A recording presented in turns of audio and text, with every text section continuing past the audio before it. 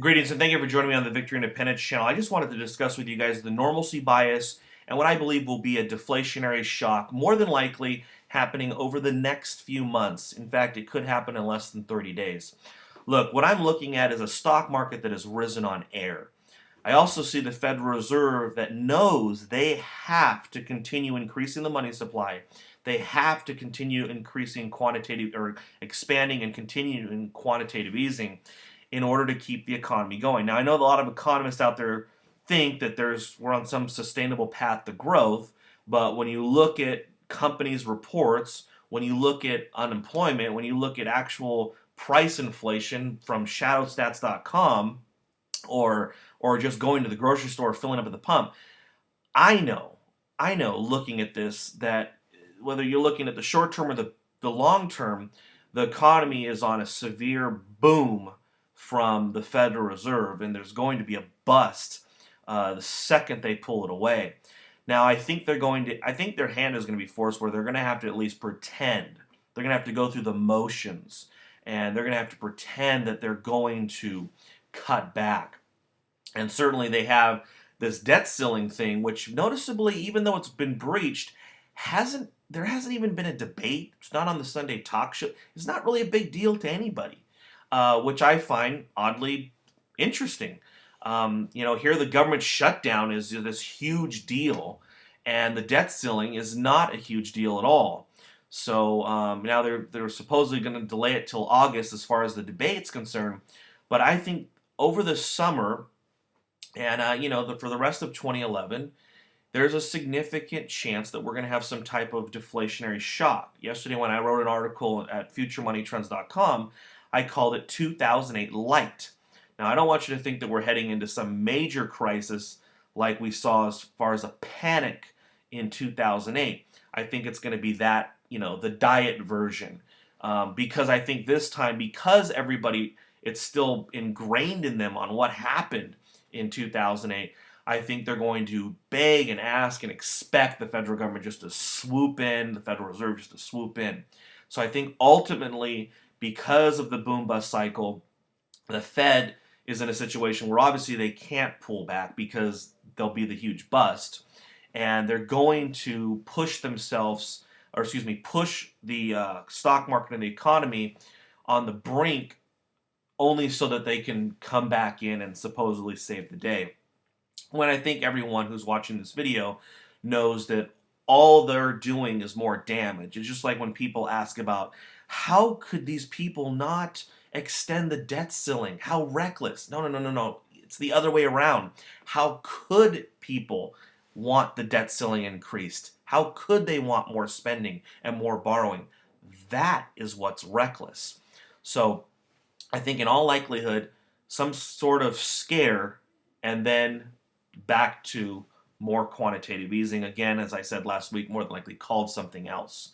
But just basically the stock market going up on air for years now. Specifically, I mean, look at the last year, just gone up on air, no volume. That lets you know that that truly, by definition, is a bear market rally. At the same point in time, you got these screaming commodities. Now you got floods in the Mississippi. So certainly there's going to be continued pressure on food prices.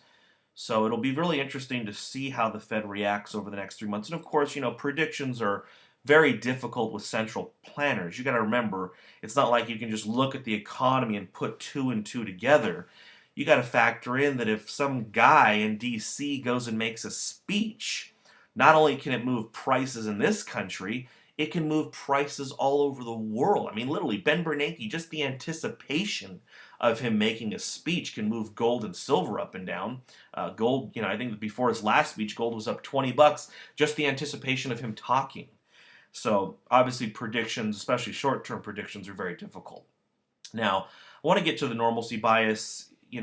This is specifically for those of you who are on the same page as I am as far as looking at the bigger picture of the economy and what's going to happen over the next 10 years.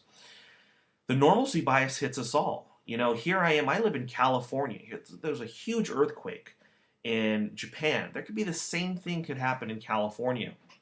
And I've got this huge water storage thing that sits on a pallet holds 275 gallons, and it has sat empty for months. Well, last night I finally snapped myself out. I'm like, you know what? I got to fill this thing up. So last night I did fill it up. And what's oddly scary enough, I actually spoke to some people from that are experts in emergency preparedness.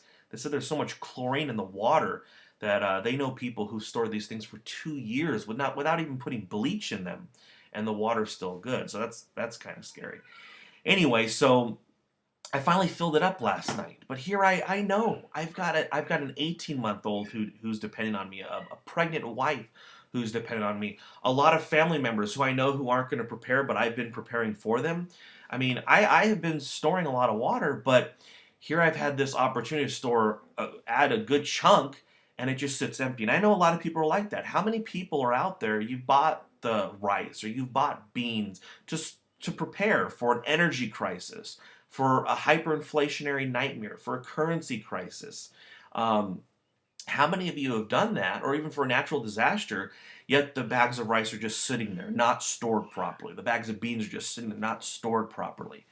By the way, on the rice, real quick, make sure you throw it in the freezer before you store it, otherwise you can get those bugs everywhere. I had to learn the hard way. Anyway, so the normalcy bias, and I've heard somebody describe it in a great way. When there's a fire in a building, people turn off the lights. They don't just head for the exits. So I think that's what happens to a lot of us. At least it happened to me. I mean, maybe I'm the only one, but the normalcy bias, you know what's going to happen. In my last video on the Vision Victory channel, I just discussed the situation with oil.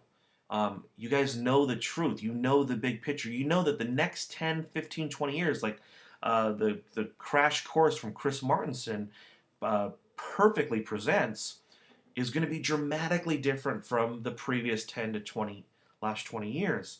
So if you know this, then you have to do something about it. So I strongly encourage all of you guys out there who are sitting, and you guys know who you are, and you've got this normalcy bias has overtaken you. And I'm not telling you not to live a normal everyday life. I live a normal everyday life. I love going out to eat. I love going to the movies when I can. Although I'll be honest with you, I used to be a movie whore. I used to go to the movies every Friday, and actually since I've had my son, I think I saw Avatar and like 2 other movies. Obviously not that good because I can't remember what they were.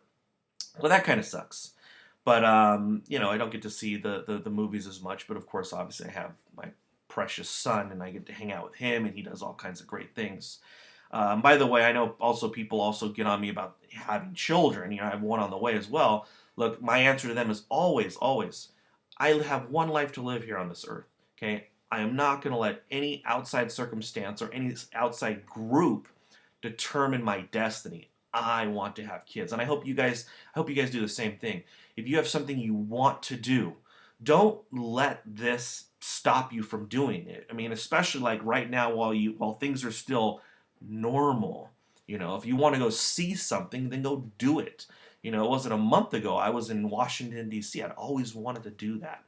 But at the same point in time, you don't want to let the 99% change your thinking. All of a sudden you become lazy and you don't prepare for those hard times.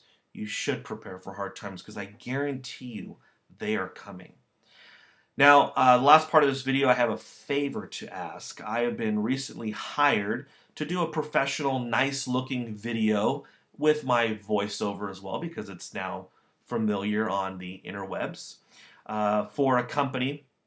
And they were hoping to get some testimonials as far as if I've helped people, as far as, if I've done acts of kindness. Now, I've told them all the great things I've done. I told them also, I was the most humble person I personally know.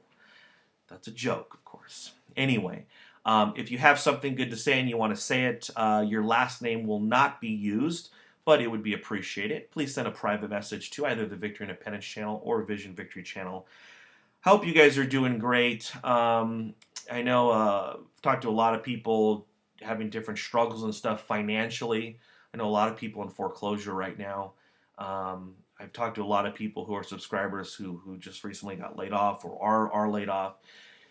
It's hard. The best thing I can say is if you find a job, get it, because whether it's a $10 an hour job or a $100 an hour job, um, having a job, I know everybody wants the $100 an hour job, but even the $10 an hour job, um, if you can get a job, especially tying it to something that you can kind of think forward, like something tied to food or something, um, and I'm not talking about a restaurant chain like Chili's, but like even a grocery store, even McDonald's. I mean, I think McDonald's will survive.